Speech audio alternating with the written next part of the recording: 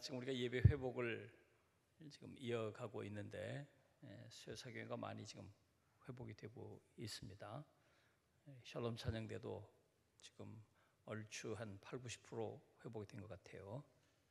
수요사교회도 이제 빠른 시간 내에 회복이 다 될 수 있도록 협력해 주시고, 또 온라인으로 지금 예배하는 분들도 형편되는 대로 현장으로 나오실 수 있으면 좋겠습니다. 자, 이제 그 사도행전 강해가 이제 마지막 그 마무리 시점까지 지금 치닫고 있습니다. 오늘 47강인데 50강까지 하려고 그래요. 50강까지 28장 50강까지 해서 28장 끝을 내려고 지금 마지막 지금 힘을 내고 있습니다. 마지막 사도행전 13장서부터 사도 바울의 전도 여행이 시작됐죠. 1차, 2차, 3차 전도 여행. 그래서 예루살렘까지 오는 것으로 마무리가 됐습니다. 23장에 예루살렘에 도착하는 얘기까지 우리가 살폈고, 그 이후에 예루살렘에서 체포돼 가지고 이제 사내들인 공회에 가서 신문을 당하고, 그 다음에 벨릭스 총독 앞에서 재판을 받고, 그리고 지금 가이사라라고 하는 곳에 끌려와서 지금 재판이 중단된 채로 2년 가까이 세월이 흘렀어요. 지금 바울은 가이사라라고 하는 곳에, 예루살렘에서 밑에 가이사라라는 곳에 와 있었고, 여기서 이제 새로 이 벨릭스가 이제 총독 임기를 끝내고 가고, 그 후임으로 베스도라는 사람이 총독이 왔어요. 이 베스도라는 사람이 다시 이제 총독으로 오니까 유대인들이 이 베스도에게 다시 바울을 이제 고발하는 것입니다. 그래서 재판이 다시 또 열려요. 다시. 그래서 오늘 그 긴 재판 얘기가 또 이어져 갑니다. 그래서 오늘 재판 결과로 드디어 이제 바울이 로마로 압송되는 얘기가 이제 다음 시간부터 또 펼쳐지게 돼요. 우리 지도를 한번 잠깐만 보고, 지금 여러분 지금 예루살렘을 좀 보시면, 예루살렘에서 체포됐다가 이제 가이사라라고 하는 곳으로 지금 끌려와 있어요. 가이사라라고 하는 곳이 이제 로마가 이 지역을 통치하기 위해서 새로 만든 신도시죠. 그래서 이름이 가이사라. 가이사라는 황제라는 말이잖아요. 가이사라라고 하는 곳으로 그 황제를 기리기 위해서 저기다가 도시를 만들고, 저기에 이제 로마 군인들이 주둔하고 총독도 저기 있고, 그리고 수시로 예루살렘에 올라가서 문제를 해결하고 내려오고. 그러니까 지금 바울은 예루살렘에서 끌려서 지금 가이사라에 와 있는 겁니다. 가이사라에 와 있어요. 그리고 이제 여기서 우리 다음 시간에 보겠지만, 여기서 이제 체포돼 가지고 긴 로마로의 여행을 쭉 진행하는 겁니다. 그게 이제 우리 다음 이제 7장 8장 거기에 쭉 그 끌려가면서 있었던 얘기가 거기에 기록되죠. 그래서 28장 로마까지 압송되는 얘기까지가 사도행전이 끝이 나는 거예요. 그러니까 계속해서 지난 시간도 살폈고, 오늘도 살펴고, 계속 살피고, 또 앞에서도 살폈지만, 바울은 수차례 그 통치자들 앞에 끌려가서 재판을 받아요. 그 재판을 받는 과정을 종합해서 살펴보면 몇 가지 특징이 있습니다. 자기 변호를 할 때. 첫째, 21장 한번 볼까요? 21장 앞에 그 37절에서 39절 쭉 여기 보면, 바울은 우리가 뭐 오늘 읽어야 할 규절이 많기 때문에 다 지금 읽지 않겠습니다만은 아주 굉장히 당당하게 말하죠. 당당하게 말합니다. 자기 생사여탈권을 다른 사람이 가지고 있잖아요. 근데 그 사람 앞에서 잘 보여서 자기가 풀려나와야 할 그런 상황인데도 개의치 않고 바울은 아주 당당하게 얘기합니다. 그리고 두 번째 특징은 22장으로 가보면, 22장 1절에서부터 21절까지 계속 거기 지금 그 신문을 받고 있지만 굉장히 억울한 상황이에요. 너무도 음모를 당해서 억울한 상황인데 여기서도 감정적으로 호소하거나 화를 내거나 뭐 분노를 표하거나 뭐 그러지 않고 차분하게 바울은 아주 이성적으로 차분하게 대응을 합니다. 그 다음에 23장으로 가보면 또 여기 계속 신문 과정이 이어지고 있는데 여기는 굉장히 지혜롭게 처신을 하는 얘기가 나와요. 상황을 정확하게 판단하는 거예요. 상황을 잘 파악하고 그 상황에 맞게 무척이나 지혜롭게 대처하는 것입니다. 참 우리가 어떤 어려운 일을 당하고 급박한 일을 당했을 때 허둥거리기가 쉬워요. 상황을 파악하지 못하고 뭐가 뭔지도 모르고 그냥 자기의 생각에 갇혀가지고 자기 감정에 갇혀가지고 와글와글 하다가 실수하고 오히려 문제를 더 그르치는 일들이 너무너무 많아요.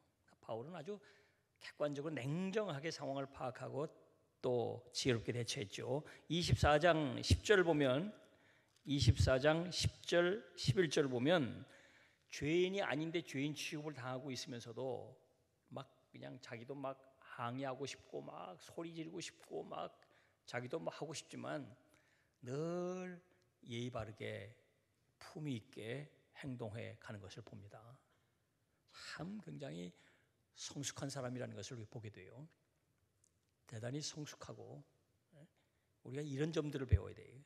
굉장히 성숙하고 모든 일을 아주 냉정하고 지혜롭고 논리적으로 그러면서 예의를 바르게 얘기를 했습니다. 그리고 이제 26장 우리가 앞으로 보겠습니다만은 여기 보면 기탄 없이 얘기하는 거예요. 앞에 총독이 있고 아그리파 왕이 딱 분봉 왕이 있습니다. 왕 앞에 우리가 그렇잖아요. 높은 사람 밑에서는 비굴하게 이렇게 하고 자기보다 좀 낮에 있는 사람 앞에서는 팍 이렇게 권위를 내세우죠. 이런 것들을 우리는 권위주의라 그래요.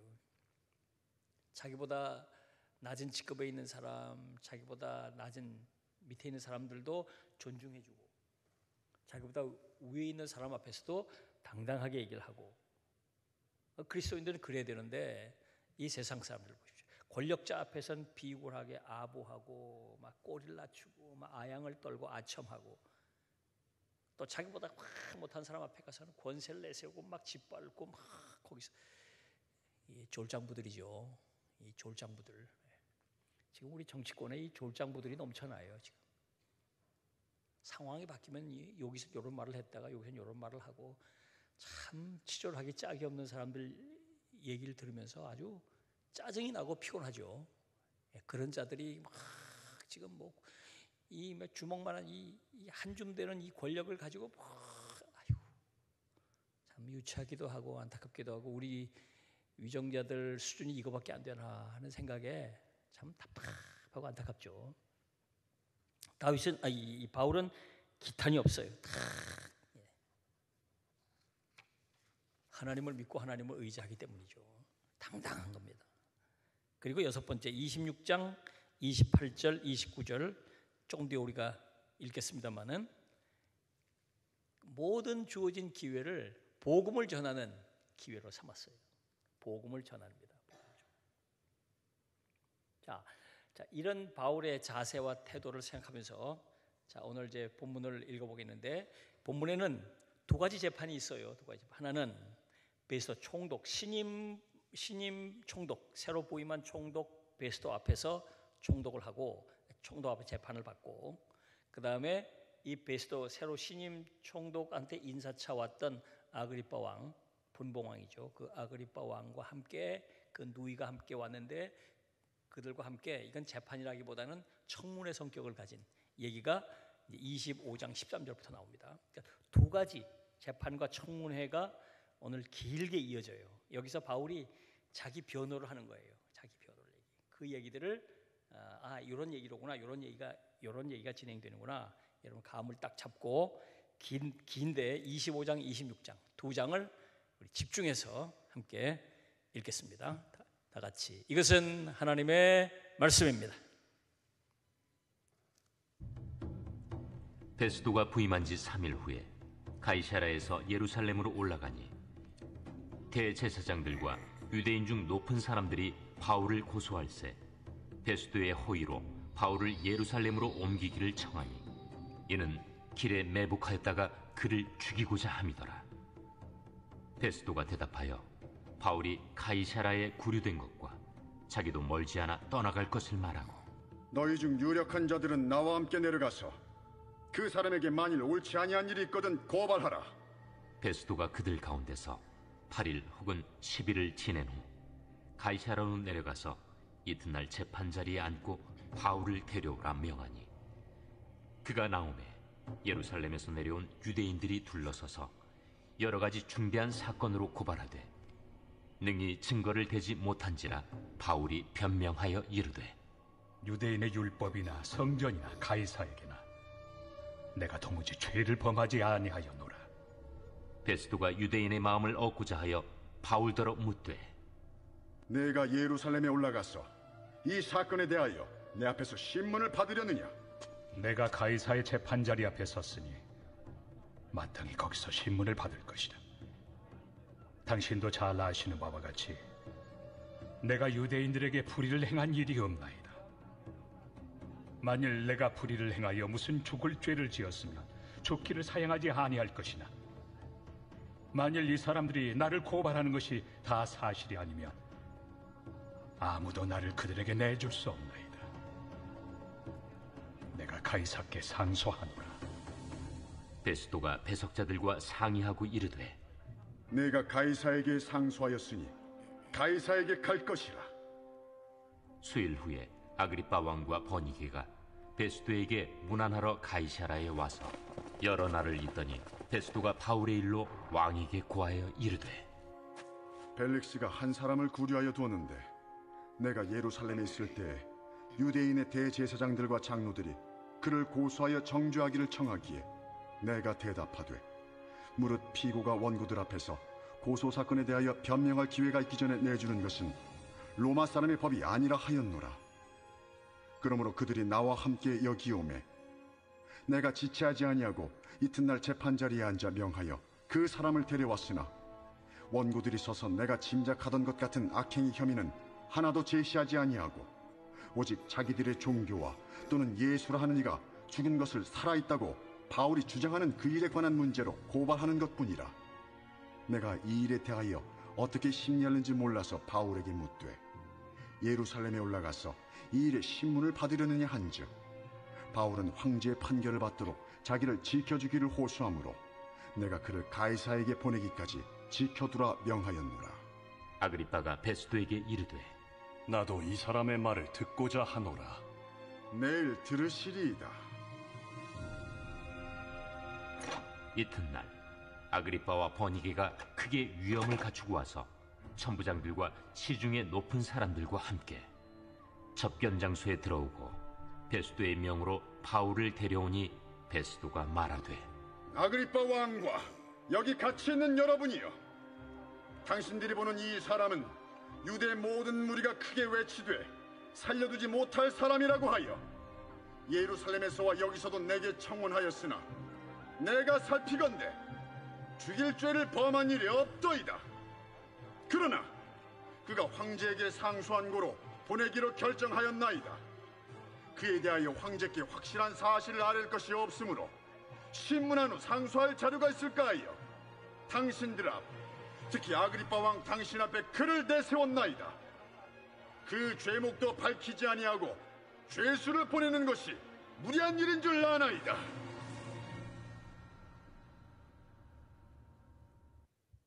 제26장. 아그리빠가 바울에게 이르되 너를 위하여 말하기를 내게 허락하노라.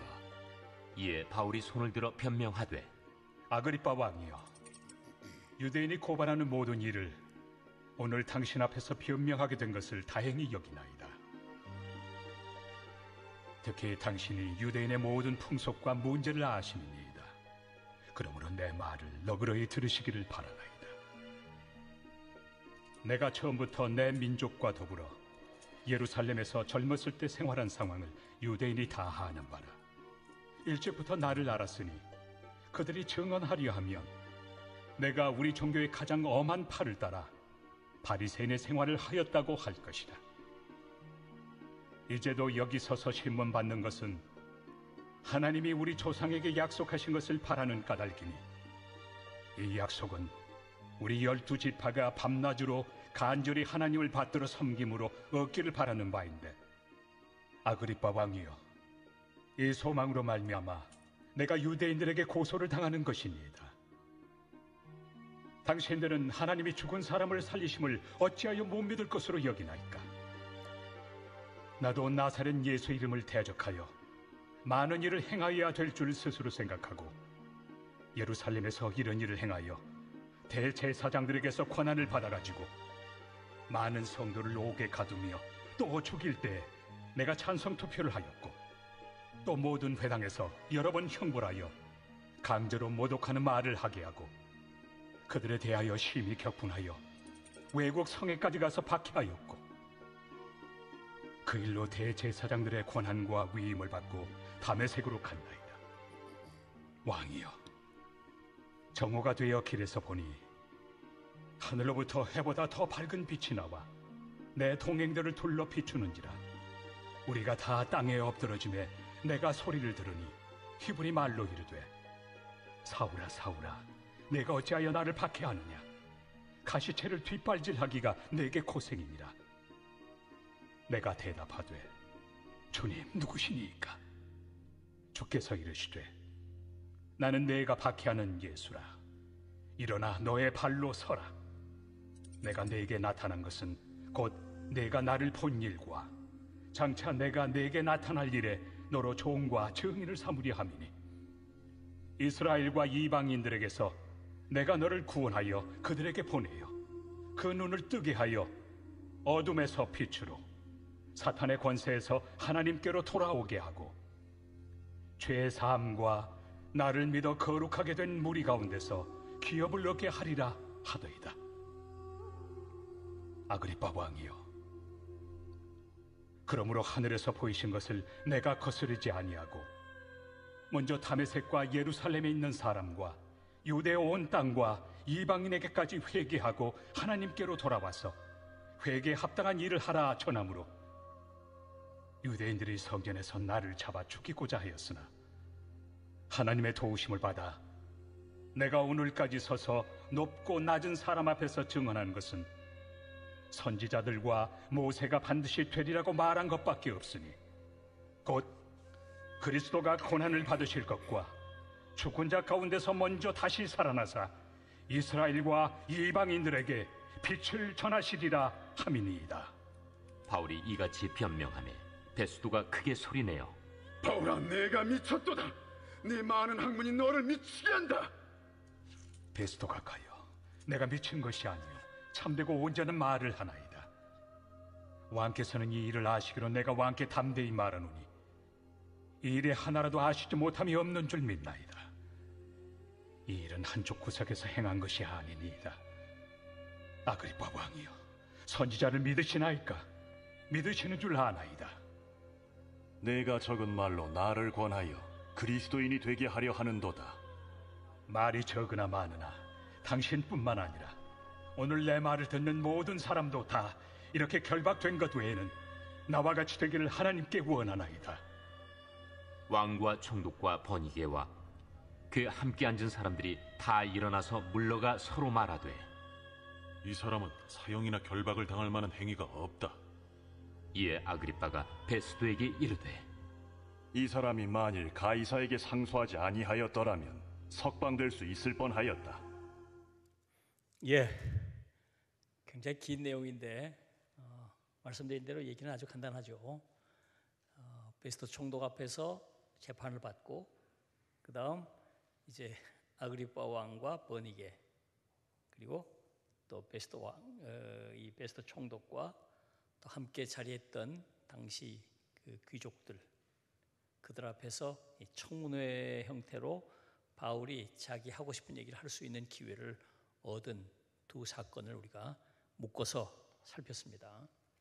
자, 시간이 많지 않기 때문에 이 얘기를 다 할 수는 없고, 그러면 이 이야기 속에 담겨 있는 하나님의 메시지를 우리가 찾아보겠는데, 여기서 우리는 뭘 깨닫고 발견해야 할 것인가? 우선 1절로 5절을 보면 베스도가 부임한 사건을 얘기하고 있죠. 벨릭스를 대신해서 베스도가 총독으로 부임했어요. 이제 부임해서 예루살렘에 올라갔는데 유대 지도자들이 전부 이 베스도 앞에 인사하러 왔다가 바울을 이제 고소하는 거예요. 바울을 예루살렘에서 재판을 좀 열어달라. 다시 가이사라에 지금 2년 동안 거기 구금되어 있는 바울을 다시 예루살렘으로 데리고 올라와서 여기서 좀 재판을 하게 해달라 요청을 했어요. 뒤에 음모가 있었죠. 그 호송에 오는 동안에 숨었다가, 우리가 지난 시간에 살폈죠. 거기 결사대가 있었잖아요. 40명의 결사대가 호송 도중에 바울을 죽이려고 계획하고 있었죠. 3절에 나오죠. 3절에 이는 길에 매복하였다가 그를 죽이고자 함이라. 이제 잘못하면은 이제 베스도는 그 말을 뭐 내용을 잘 모르니까 자칫하면 들어줄 수밖에 없는 상황이었어요. 자, 그런데 베스도가 그렇게 하지 않았어요. 베스도가 이 4절, 5절 쭉 읽어보면 이제 그렇게 하지 않았죠. 자, 이건 뭘 말하는 걸까요? 하나님께서 지난번에 벨릭스를 통해서 바울을 지켜주셨던 것처럼 이번에도 베스도를 통해서 하나님께서는 바울을 지켜주신 거예요. 이게 보이지 않는 하나님의 손길의 역사예요. 베스도가 바울을 지켜야 되겠다 그런 생각으로 했을까요? 그런 건 아니죠. 그런 건 아닙니다. 자기 나름대로 합리적인 판단을 했던 거예요. 합리적인 판단을 해서 그 일을 그렇게 한 것입니다. 하나님께서는 이방인들, 또 예수 믿지 않는 통치자들, 지도자들, 저들의 생각과 판단을 통해서도 하나님의 역사를 이루어 가시는 것이죠. 하나님의 그 섭리, 하나님의 역사의 그 보이지 않는 손길을 우리가 여기서 확인해 보게 되죠.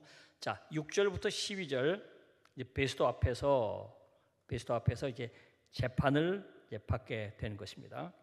자, 유대인들이 할 수 없어서 이제 가이사라로 내려왔어요. 내려와서 가이사라에서 재판이 진행이 됩니다. 2년 동안 이제 중단됐던 재판이 다시 이루어지는 것입니다.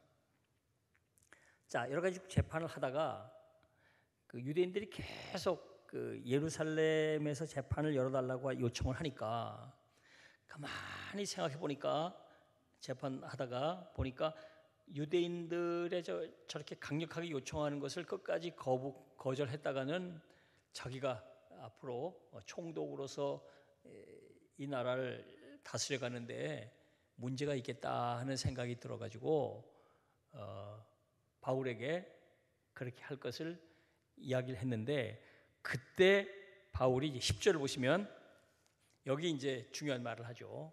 처음 이 얘기를 하는 거예요. 10절 바울이 이르되 내가 가이사의 재판 자리에 앞에 섰으니 마땅히 거기서 심문을 받을 것이라. 당신도 잘 아시는 바와 같이 내가 유대인들에게 불의를 행한 일이 없나이다. 11절 아무도 나를 그들에게 내줄 수 없나이다. 내가 가이사께 상소하노라 그랬습니다. 황제에게 상소한다는 말을 이제 하는 거예요. 그냥 가만히 있었다가는 이제 끌려 올라가게 생겼으니까, 예루살렘으로 올라가면 예루살렘을 가는 도중에 죽게 됐다고 하는 걸 아니까 바울이 이제서야 로마로 가야 한다는 하나님의 뜻을 알았기 때문에 바울은 그동안 말하지 않았어요. 그동안은 자기가 로마 시민이란 말만 했었죠. 여기서 내가 가이사에게 상소한다, 그 얘기를 하게 되죠. 그래서 로마 시민이 황제에게 직접 상소하면 황제에게 직접 재판을 받을 권리가 로마 시민권의 시민자들에게 있기 때문에 이건 누구도 어떻게 할 수가 없는 거예요.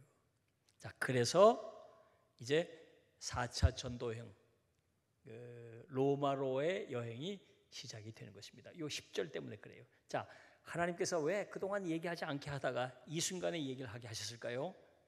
하나님께서 바울에게 지혜를 주셨던 거예요. 이때 끌려가면, 예루살렘으로 끌려가면 서쪽으로 가야 되는데 동쪽으로 정반대 방으로 끌려가게 되는 거니까, 자, 이게 하나님께서 주시는 지혜예요. 이게. 하나님께서 베스도를 통해서 지켜주시고, 그 다음에 바울에게 말하게 하셔서 하나님의 뜻을 이루신 것입니다. 크게 보면 하나님의 뜻이 지금 이루어지는 거예요. 하나님의 뜻, 계획은 바울에게 이미 말씀하셨죠. 로마 황제 앞에 네가 서리라. 거기서 또 많은 이들에게 로마에서 복음을 전해야 할 일이 있고, 또 그 로마로의 여행 도중에 여러 가지 또 사건들이 일어나요. 내일 모레 우리 다음 주, 그 다음 계속 살피겠습니다만은 많은 하나님이 계획해 놓은 사건이 있어요. 그럼 여러분, 그러니까 하나님은 하나님의 큰 그림, 하나님의 큰 그림을 가지고 계시고, 그 큰 그림을 이어가시는 과정 속에 작은 사건들을 모자이크처럼 이렇게 엮으시는 거예요. 나 개인의 관점에서, 또 베스도의 관점, 또 아그리빠의 관점, 또 유대인들의 관점, 저마다 자기 관점의 입장에서 이 일을 좀 다루지만 그건 작은 모자이크 덩어리 하나하나예요. 이게 전부 묶여져서 결국은 하나님의 큰 계획, 하나님의 큰 뜻이 이루어지는 것입니다. 그러니까 우리는 내가 처해 있는 나 자신과 관계된 이 작은 일에 매몰돼서 그것만 가지고 막 쩔쩔매고 있잖아요. 우리는 큰 틀에서 하나님의 넓은 계획을 볼 수 있는 눈이 열릴 필요가 있어요. 그래서 우리는 하나님의 뜻에 합당한 일들이 되도록 해야 돼요. 그러니까 우리가 기도할 때도 마찬가지예요. 기도할 때는 나와 관계된 이 작은 이 우물단지 속에서, 나라고 하는 작은 우물단지 속에서 이렇게 이루어지기만 바라고 막 기도하죠. 근데 그 결과가 하나님의 큰 뜻과 연결될 때 하나님께 도움이 되느냐 안 되느냐, 하나님의 뜻에 합하냐 안 하느냐, 그걸 봐야 되잖아요. 사도 바울도 이런 실수를 많이 했죠. 우리가 알다시피 2차 전도여행 때 바울은 자기가 가고 싶은 곳이 있어서 그리로 가려고 다 준비하고 기도하고 막 했죠. 하나님은 바울을 유럽으로 보내실 생각을 가지고 있는데 계속 그 아시아에 머물러서 거기서 뭐 하려고 자꾸 그러니까 다 하나님이 막으시죠.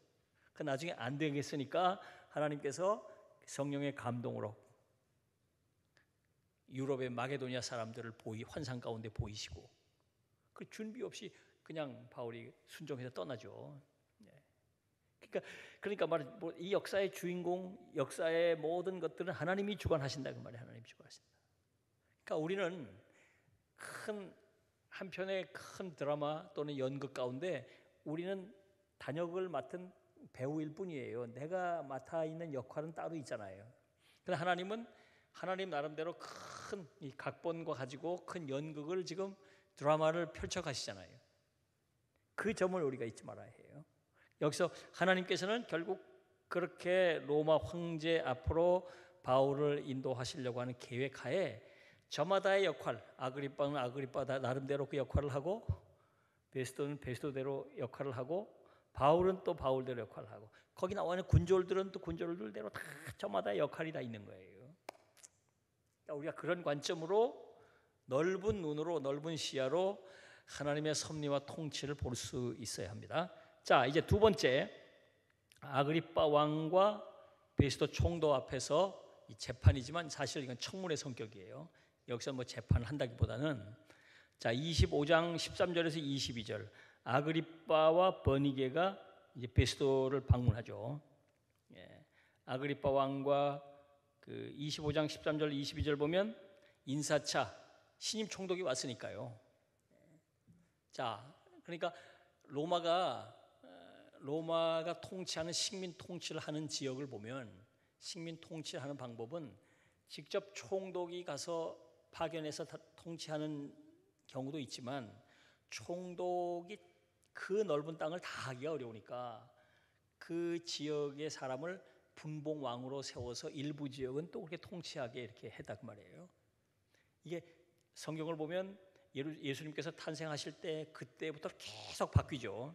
그때는 헤롯 대왕이 통치를 했었잖아요. 그때는 총독이 탄생하실 때는 없었죠. 그런데 또 예수님께서 이제 십자가에 달리실 때는 총독이 왔죠. 그 헤롯 대왕이 죽고 또 그 분봉 왕이 그 아들로 막 쪼개지잖아요. 쪼개지고 지금 이 아그리빠는 그러니까 베스도가 통치하는 그 이외 지역, 갈릴리 지역 다른 지역을 지금 통치하고 있는데 같은 관내니까 서로 이제 인사하러 온 거예요. 그런데 베스도가 지금 이 사건이 골치 아프잖아요. 자기가 어떻게 해결해야 되는지. 지금 황제에게 바울을 보내야 할 텐데 자기가 1차 신문하고 조사한 내용을 써서 편지로 보내드려야 되잖아요. 거기다 뭐라고 써야 할지 고민이 많은 거예요. 잘 모르니까 자기는. 근데 아그리빠는 뭐 유대 상황에 대해 너무 잘 아는 사람이고, 그러니까 아그리빠의 이야기를 들을 겸 해서 이 얘기를 꺼낸 거예요. 25장 23절부터 26장 1절을 보면 거기 이제 지금 제가 말씀드린 대로 베스도가 이 청문회를 여는 목적을 얘기했죠. 25장 26절 보면 그러죠. 그에 대하여 황제께 확실한 사실을 알을 것이 없으므로 신문한 후 상소할 자료가 있을까 하여 당신들 앞에 특히 아그리빠 왕 당신 앞에 그를 내세웠나이다. 그래서 그러니까 좀 이제 자문을 좀 구하겠다는 뜻으로 이 청문회가 열리게 된 것입니다. 그래서 26장에 이제 청문회가 열리는데 여기에 긴 이제 바울의 변론이 나오죠. 2절서부터 23절까지 굉장히 길죠. 바울이 기회를 잡은 거예요. 바울이 길게 기회를 잡았어요. 그러니까 그 베스도 또 아그리빠 버니게 그리고 또 함께 참여한 그 말하자면 아마 아그리빠 왕의 신하들이 많이 같이 왔겠죠. 그리고 또 베스도의 그 총독 휘하의 고위 관료들이 다 거기 그 청문회에 참여를 했을 겁니다. 그러니까 그 예루살렘 또 팔레스틴 지역을 통치하는 최고 통치자들과 그 모든 고위 관료들이 다 모인 자리에서 바울이 지금 말할 수 있는 기회를 얻은 거예요. 참 이것도 놀랍죠. 이런 기회를 언제 얻을 수 있겠습니까? 만날 수도 없는 사람 아니잖아요. 바울이 만날 수도 없는 사람이에요. 감히 만날 수도 없는 사람인데 그 사람들이 한 자리에 그냥 때로 모여 있는 거예요. 때로 모여 있는 거예요. 자, 이런 기회를 하나님께서 주시려고 바울을 죄수로 만드셨다는 거예요. 참 하나님의 그 신묘막측한 섭리 계획. 이건 뭐 사람이 계획할 수가 없는 일이잖아요. 이게 한 사람을 만날 수도 없는 건데 수많은 사람들이 그 고위 관료들이 다 모인 자리에서 일시에 자기가 이야기할 수 있는 겁니다. 두 종류의 사람이 있어요. 로마 사람이고 하나는 유대 쪽 사람이니까 바울이 하는 이야기를 일부는 알아듣고 일부는 알아듣지 못하죠. 반응이 이렇게 나오는 거예요. 지금 반응이 이렇게 나와요. 바울이 거기에서 쭉 얘기를 하죠. 2절 3절 보면 아그리빠 왕이요. 그러니까 아그리빠 왕을 상대로 지금 이야기를 하는 거예요. 아그리빠 왕이요 하고 인사를 하죠. 아주 호의, 자기 말을 잘 좀 들어달라 부탁이죠. 4절서부터 8절 자기의 유대적 배경을 쭉 얘기하는 겁니다. 자기는 원래 적절한 유대인이고 자기는 또 바리새인이었고, 자기가 재판을 받게 된 것은 예수 그리스도, 예수가 부활하셨다는 얘기했다고 내가 지금 잡혀서 재판을 받고 있다, 그 얘기를 하는 겁니다. 그런데 그 예수의 부활은 이미 유대인들이 메시아가 오셔서 또 부활하실 것에 대한 간절한 소망이 있었던 얘기인데 그가 바로 예수란 얘기를 내가 한 것뿐인데 내가 잡혔다, 그 얘기를 하는 거죠. 자, 9절로 10절, 11절을 보면 자기 이제 옛날 얘기를 하는 거예요. 지금 몇 차례 나오죠? 벌써 세 번째. 바울은 자기가 이렇게 그 부활하신 예수를 만나서 이렇게 회심했던 얘기를 사도행전에 벌써 지금 세 번째 자세하게 얘기를 해요. 세 번째. 간증을 하는 거죠. 간증을 하는 거죠.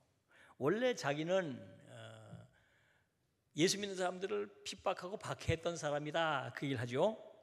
12절로 18절을 쭉 읽어보면 자기의 회심 과정이 여기 쭉 설명이 돼요. 다메섹 도상 사건을 고백적으로 얘기하죠. 자기가 그 박해를 하러 가다가 길거리에서 부활하신 주님을 만났다는 거예요. 사울아 사울아 내가 어찌하여 나를 핍박하느냐.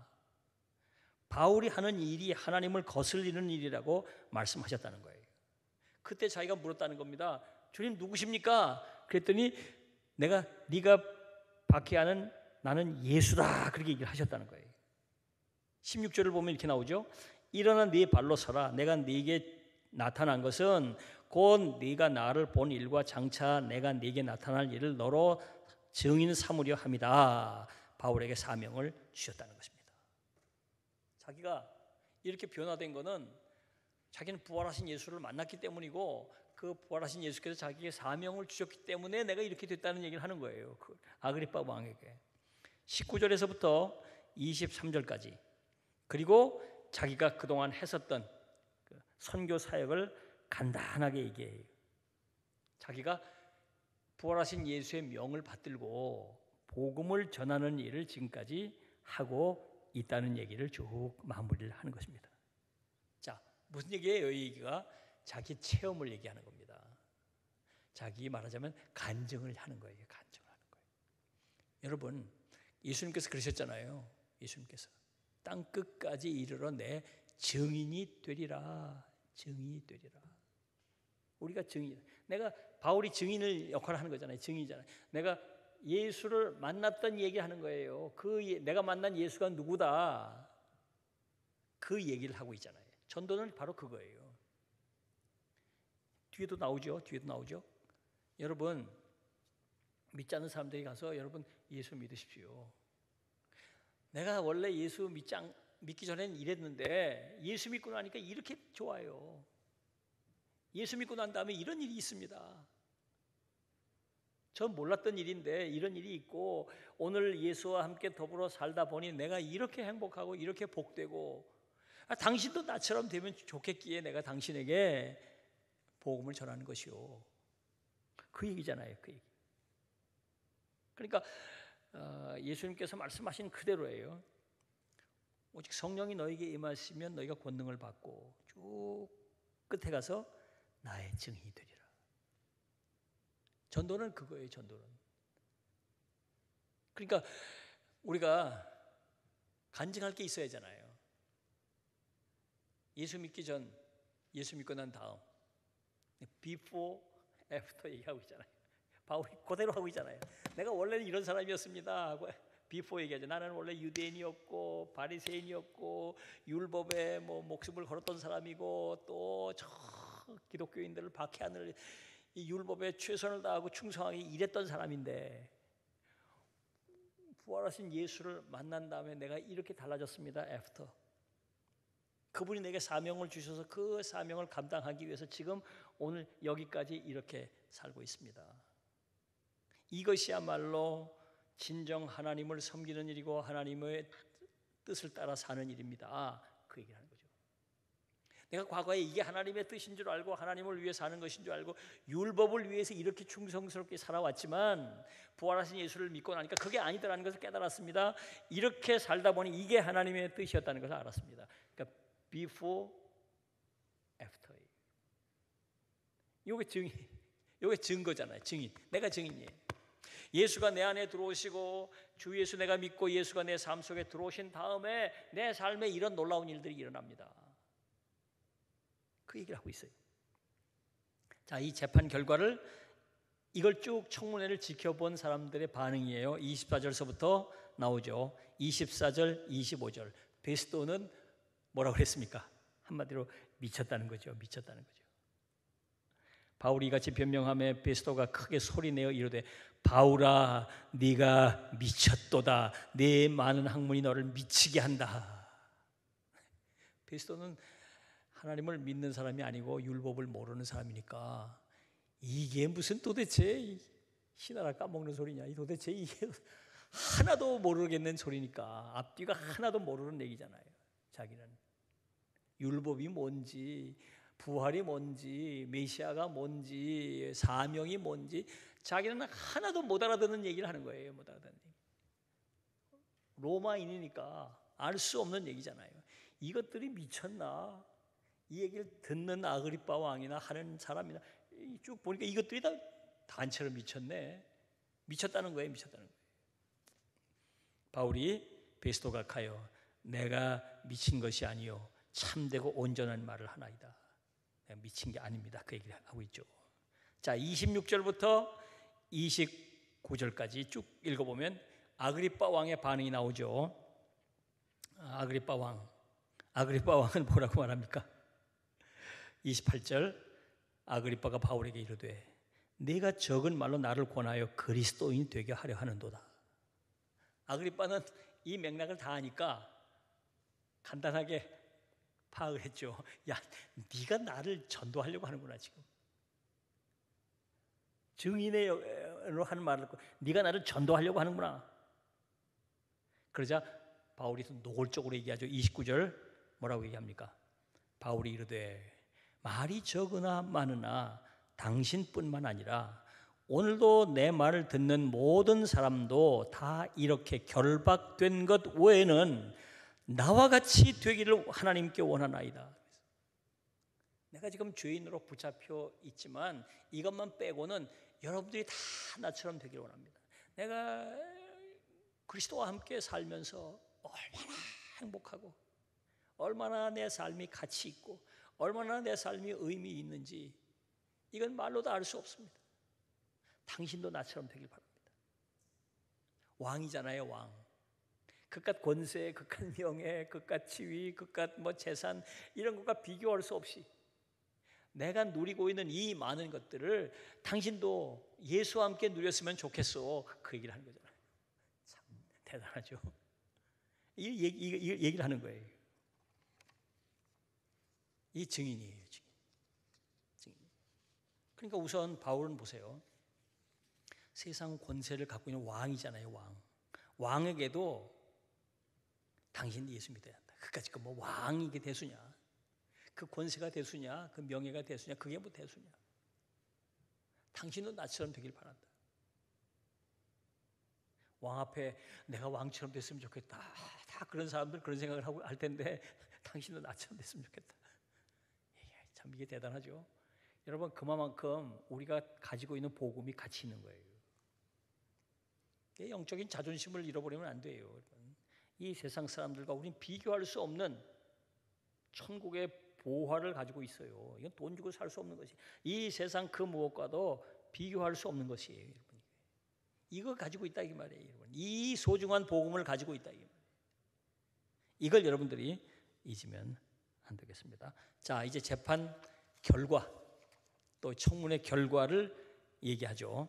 30절로부터 32절 왕과 총독과 버니게와 그와 함께 앉은 사람들이 다 일어나서 물러가 서로 말하되 자기들끼리 이제 바울의 얘기를 다 듣고 자기들끼리 따로 모여서 서로 의논을 했다는 거잖아요. 결과가 뭡니까? 이 사람은 사형이나 결박을 당할 만한 행위가 없다. 이 사람은 무죄다 그 얘기잖아요. 그렇잖아요. 행정적으로 일반 재판으로 이 사람은 종교적인 얘기를 하는 것이지 뭐 사회 예를 들면 반정부 데모를 한 것도 아니고 반도덕적이고 반사회 윤리적인 일을 저지른 것도 아니고 남에게 피해를 준 것도 아니고 아무 일 없는 거잖아요. 법적으로 아무 문제가 없잖아요. 아니, 전도하러 다닌 것뿐인데 그게 무슨 사형을 당한 일이고 그게 무슨 이 사람들은 뭐 관료들이니까 법에 정통한 사람들이고 이 재판관이잖아요. 재판을 하는 사람들이니까 이건 무죄다 이 말이에요. 무죄다. 이 32절 이에 아그리빠가 베스도에게 이르되 이 사람이 만일 가이사에게 상소하지 아니하였더라면 석방될 수 있을 뻔하였다. 아그리빠가 볼 때 이 사람은 무죄다 풀어줘야 된다. 그러나 자기가 가이사에게 상소했기 때문에 그 상소 때문에 로마로 보낼 수밖에 없는 상황이지 우리가 여기서 이 사람을 가두거나 뭐 할 수 있는 것은 아니다. 그러니까 그 유대인들이 고소 고발했던 사건은 이제 무혐의 처리가 된 것이죠. 무혐의 처리가 된 거예요. 자, 이래서 결국은 로마로의 4차 전도 여행이 시작이 되는 것입니다. 27장서부터 28장까지 2장 동안 여기서 이제 그 로마로의 여행, 4차 전도 여행이 드디어 시작이 되는 것이에요. 재밌죠? 성경은 이렇게 읽으면 재밌어요. 이 사건을 충분히 이해하면서 이 안에 담겨있는 의미를 찾아서 공부하면서 읽으면 얼마나 재밌는지 몰라요. 그냥 오늘 10장 읽어야 되니까 뭔 얘기도 모르고 막 오늘 숙제 끝, 내일 또 10장 그렇게 읽으니까 성경이 재미가 없고 하나도 모르겠죠. 성경은 이렇게 끊어가지고 사건의 의미를 알면서 쭉 읽으면 굉장히 재밌어요. 그냥 뭐 앉아서 성경만 읽어도 뭐 그냥 하루가 다 가고 여기 이것만 하고 싶은 생각이 있는데 그럴 수가 없으니까 아쉽지만 자, 정리해 볼까요?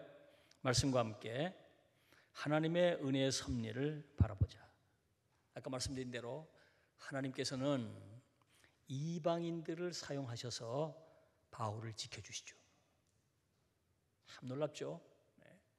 하나님을 모르는 사람들, 하나님을 전혀 모르는 사람들, 복음을 전혀 모르는 사람들, 그들을 사용하셔서 바울을 지켜주시고 바울의 로마행에 도움이 되도록 하시는 거예요. 이 하나님의 놀라운 섭리입니다. 지금도 하나님은 그렇게 역사하고 계시는 거예요. 두 번째, 복음 전파의 사명에 헌신하자. 자, 보세요. 바울은 자기가 감옥에 갇히고 자기가 재판을 받고 잘못하면 자기가 죽을 위기에 빠져 있음에도 불구하고 그런 상황 속에서도 복음을 전하는 일에 최선을 다했다. 증인의 삶을 살려고 애를 썼다는 것입니다. 자, 우리가 우리의 삶을 살아갈 때 나는 복음을 위해 살아가느냐, 나 자신을 위해 살아가느냐. 우리가 할 수 있는 대로 복음을 위해, 하나님의 나라를 위해 쓰임받는 삶을 살려고 해야 해요. 그게 증인의 삶이에요. 증인의 삶이에요. 마지막으로 하나님의 뜻을 깨닫고 순종하자. 하나님께서는 결국 하나님의 뜻을 이루는 거예요. 로마로 가는 게 하나님의 뜻이잖아요. 로마로 가는 게. 로마로 가는 게 하나님의 뜻이에요. 바울은 생각해 보세요. 예루살렘에 잡혔는데 가이사라에 와서 구금됐는데 2년 동안 거기 구금되어 있는 거예요. 얼마나 답답할까. 하나님 이게 뭡니까? 빨리 풀어주십시오. 뭐 별의별 기도를 다 하고 별짓을 다 하고 싶은지 아무 소리 안 하고 기다리잖아요. 하나님의 뜻을 알기에 하나님의 뜻이 이루어질 때까지 바울은 거기서 기다리는 거예요. 참 대단해요. 그죠? 참고 기다리고 인내하는 거예요. 자기의 계획, 자기의 목적, 자기의 의도 이건 중요하지 않아. 하나님의 뜻. 자기는 하나님의 뜻을 알았어. 로마로 너를 보내리라.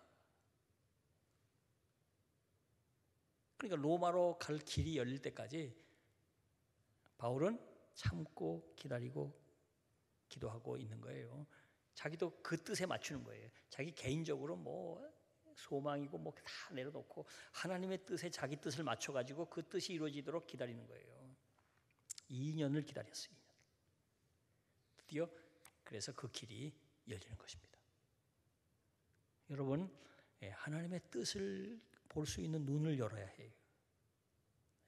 그저 내 개인적인 소원이 이루어지는 거기에만 집착해서 거기에 천착돼가지고 내 신앙생활의 에너지를 몽땅 거기다 쏟아가지고 그게 뭐 신앙생활 잘하는 것처럼 자꾸 생각하지 말고 거기서 차원이 좀 높아져야 돼요. 이제 하나님의 뜻이 뭔가 그 뜻을 알고 그 뜻에 순종하려고 우리가 해야 합니다. 자, 이제 다음 시간에 드디어 로마로의 4차 전도여행이 시작이 되겠습니다. 기대하시라. 개봉박두. 기도하겠습니다. 감사합니다. 하나님, 오늘도 말씀하시고 깨닫게 해주신 것을 감사합니다.